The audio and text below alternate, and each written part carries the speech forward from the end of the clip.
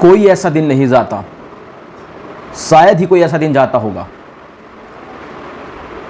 जब हिंदू की भावनाओं को आहत ना किया जाता हो। कोई ऐसा दिन नहीं जाता। हिंदुओं के मंदिरों पर अवैध कब्जे करना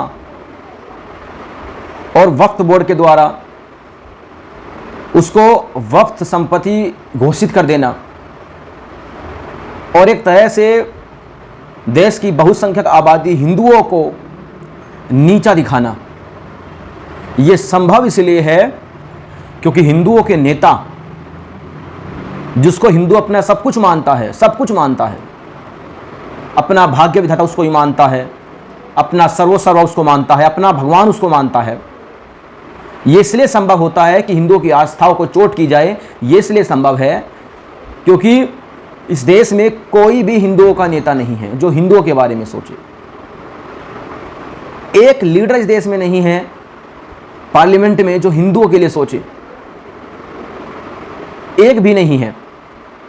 इसीलिए देश की राजधानी दिल्ली में 5 मंदिरों पर वक्फ बोर्ड अपना दावा ठोक देता है और उसमें से एक मंदिर, सनातन मंदिर, जो वक्फ बोर्ड के जन्म से पहले ही, लगभग 32 साल पहले ही जिस मंदिर का उद्घाटन हो चुका था, लेकिन वक्फ बोर्ड ये हिम्मत इसलिए करता है क्योंकि देश में हिंदुओं की आस्थाओं की कोई कदर नहीं है। क्योंकि हिंदुओं की आस्थाओं को जब ठेस पहुंचती है तो संसद में उनके लिए बोलने वाला, आवाज उठाने वाला कोई नहीं है, कोई तक नहीं है। आज भी कोई नहीं है। मैं सीधी सीधी बात करता हूं, घुमा के बात करना मुझ पे नहीं आता। कभी सड़क के किनारे जो आकृति बनी होती है उसको लाइव टीवी में बैठकर उसको शिवलिंग बताकर उसका अपमान किया जाता है, लेकिन हिंदू, जैसा कि पूरी दुनिया जानती है, बड़े शांत स्वभाव का होता है। वो केवल सोशल मीडिया पर, और वो भी सभी हिंदू नहीं, 1%, 2%, 3%, 4%, अधिक से अधिक 5% हिंदू विरोध दर्ज कराते हैं और उसके बाद 24 घंटे बाद सब शांत हो जाता है, किसी को कुछ याद नहीं रहता। और हिंदुओं के बेटियों के साथ में क्या हो रहा है यह किसी को बताने की आवश्यकता नहीं रही है।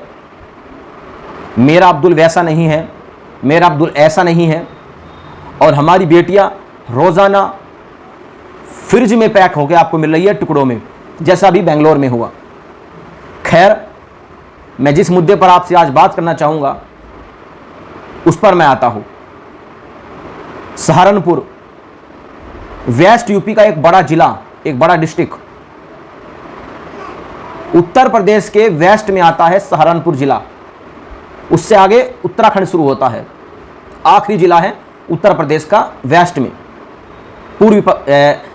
पश्चिमी उत्तर प्रदेश में, जिसमें बागपत, शामली, बिजनौर, गाजियाबाद और आपका थाना भवन और इधर मेरठ, मुजफ्फरनगर, ये पूरा क्षेत्र आता है। वहीं पर सहारनपुर भी आता है।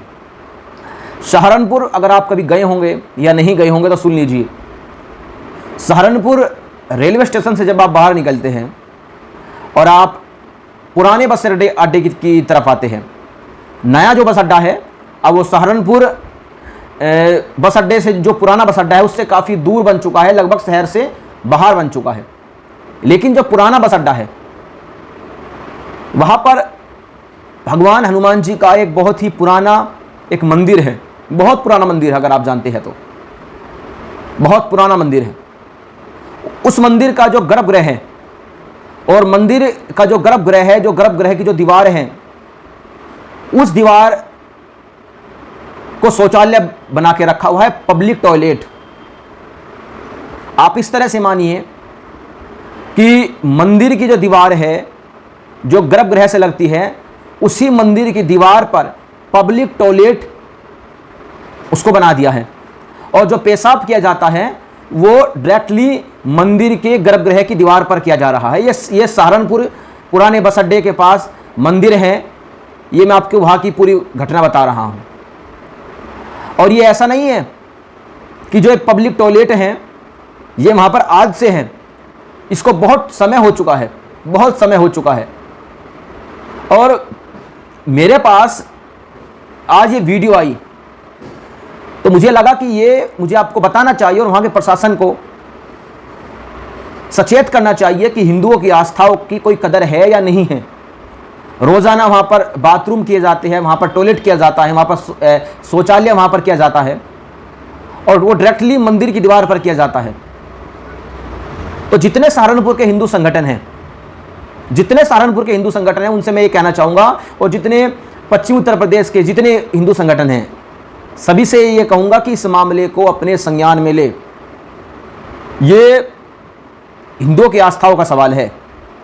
हिंदुओं की आस्था क्या इतनी कमज़ोर है कि हिंदुओं के मंदिरों पर अब डायरेक्टली पेशाब किया जाएगा, और ये पब्लिक टॉयलेट है, कोई इसका विरोध नहीं करता।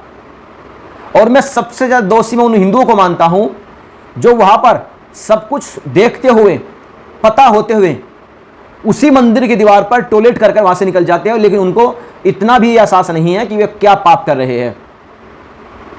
और मलिच्छों की तो मैं बात ही नहीं करता। खैर, उनकी मैं बात इसलिए नहीं करूंगा कि जब अपना सिक्का खोटा हो तो दूसरे की हम क्या कहें, हम दूसरे को। अपना समाज कमजोर है, इसलिए हम पर विधर्मी जिहादी हम पर हावी है। हिंदुओं का आज एक नेता नहीं है जो संसद में आवाज उठा सके हिंदुओं के लिए। एक ऐसा विधायक नहीं है पूरे देश में जो खुलकर हिंदुत्व को सपोर्ट कर सके विधानसभा में खड़े होकर, और ये कह सके कि मेरे लिए पहले मेरा धर्म है, उसके बाद मेरी विधायकी है। और एक सांसद ऐसा नहीं है जो ये खुलकर कह सके कि मेरे लिए पहले मेरा धर्म है, उसके बाद मेरी सांसदी है।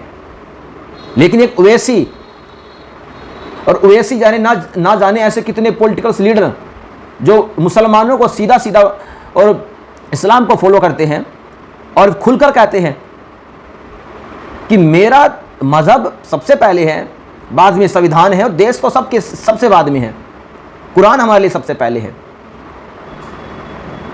तो हिंदुओं, मैं तुम्हें बस यही कहना चाहूँगा कि बहुत हमने बुराइयां कर ली दूसरों की, अपने अंदर कभी झांक कर देखो। हमारे मंदिरों को इसलिए तोड़ दिया जाता है क्योंकि हमारा समाज कमज़ोर पड़ चुका है। हमारी बेटियों के साथ में लव जिहाद इसलिए होता है क्योंकि हमने अपने बच्चों को, अपने परिवार को वो परवरिश नहीं दी, और विधर्मी क्या कर रहे हैं हमने वो अपने घरों में नहीं बताया। ये इसलिए हो रहा है। अब हमें निवारण की तरफ चलना पड़ेगा। बीमारी हमने बहुत सुन ली, ये बीमारी है, वो बीमारी है। अब हमें उस बीमारी का निवारण करना पड़ेगा, और उस निवारण केवल संगठित होकर ही हो सकता है। आप संगठित तब तक नहीं होंगे। मैं कितनी वीडियो बना लूं, आप कितने भाई, कितने बहनें हैं जो वीडियो को देखकर आगे शेयर तक आप करते हैं। आप केवल इसलिए शेयर नहीं कर सकते क्योंकि आपके परिवार में, आपके संपर्क में जो आपके मित्र हैं, वे इस बात को पसंद नहीं करते कि कोई इस तरह बोल सकता है।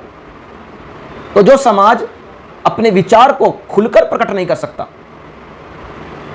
भला वो दुनिया की 210 ज़ॉम्बीज़ है, जो 210 मिलियन, 210 करोड़, माफ कीजिएगा, 210 करोड़, 210 मिलियन तो 21 करोड़ होते हैं, 2100 मिलियंस यानी 210 करोड़ जो ज़ॉम्बीज़ है हमारे देश सहित पूरी दुनिया में, हम उनसे कैसे लड़ पाएंगे जब हम अपने विचार प्रकट करने में हिचकिचाते हैं, डरते हैं।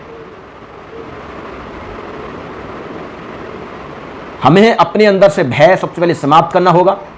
जब तक भय समाप्त नहीं होगा हमारे अंदर से, हम कभी कुछ नहीं कर पाएंगे, कभी भी कुछ नहीं कर पाएंगे। भय को समाप्त करना पड़ेगा सबसे पहले, और हमें सोचना पड़ेगा कि हमारा दुश्मन हम पर किस लिए कैसे हावी हुआ है। पिछले 1400-1500 सालों से हम पर कैसे हावी हुआ है। 5000 साल पहले भारत दुनिया का सबसे विकसित देश था, और दुनिया का लगभग 30 से 40% हिस्सा भारत कहलाता था। 40 से 50% आप कह सकते हैं पूरी दुनिया, पूरी धरती। 5000 साल पहले से अगर हम पहले की बात करें तो पूरी धरती हमारी थी, लेकिन 5000 साल पहले 50% धरती हिंदुओं की थी। लेकिन वो कटते सिमट कर रह गई है, और आज भारत का क्षेत्रफल अमेरिका से भी छोटा रह गया है, रूस से भी छोटा रह गया है। इसका कारण क्या है? इसका कारण है कि हिंदू अपने एनिमीज़ को, अपने दुश्मनों को नहीं पहचानना। ये सबसे बड़ा कारण है कि हिंदुओं ने अपने दुश्मनों को पहचानना छोड़ दिया। और इसका सबसे मुख्य और सबसे मूल कारण है हमारी संस्कृति, जिसको हम अपने घरों से समाप्त करते जा रहे हैं। माफ़ कीजिएगा, मुझे मैं एक शब्द बोलना चाहूँगा। एक परंपरा ही भारत में, जिसको हम लड्डू गोपाल कहते हैं। हालांकि आस्था अपनी जगह है, लेकिन ये सच्चाई है, ये सच्चाई है कि अगर रसियन लोग जो हैं, जो रूस के लोग हैं, शायद पूरी दुनिया में जितने ईसाई, जितने क्रिश्चियन हैं, अगर वे हिंदुत्व में कन्वर्ट भी हो रहे हैं, घर वापसी भी कर रहे हैं, तो भी उसमें हमारा फेलियर है। क्योंकि अगर वे ईसाई हैं तो वे ईसाई होकर दुनिया की 210 करोड़ की जो राक्षसों की जो आबादी है, उससे लड़ सकते थे एक ईसाइयत के रूप में। लेकिन हिंदुओं ने उनको क्या बना दिया? लड्डू गोपाल पूजने वाला एक कमजोर हिंदू। और आज वे निहत्थे हो चुके हैं, वे कुछ नहीं कर पाएंगे। हम घर वापसी तो करवाते हैं, लेकिन हम उसको कायर बना देते हैं। और अगर वे घर वापसी करवाते हैं तो और क्रूर और कट्टर बना देते हैं। यह फर्क है उनमें और हम में, इसलिए वे शासन करते हैं और हम पर राज करते हैं। एक बात याद रखिएगा मेरी हमेशा, जब शेर बच्चे पैदा करना बंद कर देता है, तभी सुअरों का राज आता है। सुअरों का राज तभी आता है जब शेर राज करना बंद कर देता है। और राज करने के लिए जनसंख्या चाहिए, आपके पास बच्चे चाहिए, और हिंदुओं में वो समाप्त हो चुका है। सुअरों का राज तभी आता है जब शेर बच्चे पैदा करना बंद कर देते हैं, और हिंदुओं को वही शेर बनना पड़ेगा, तभी सुअरों की आबादी खत्म होगी। ठीक है, तो चलिए, सभी को जय श्री राम, सभी को वंदे मातरम, सभी को हर हर महादेव, जय श्री राम। और वीडियो को शेयर आप जरूर कीजिए, चैनल को सब्सक्राइब कीजिए। हर हर महादेव, हर हर महादेव, हर हर महादेव।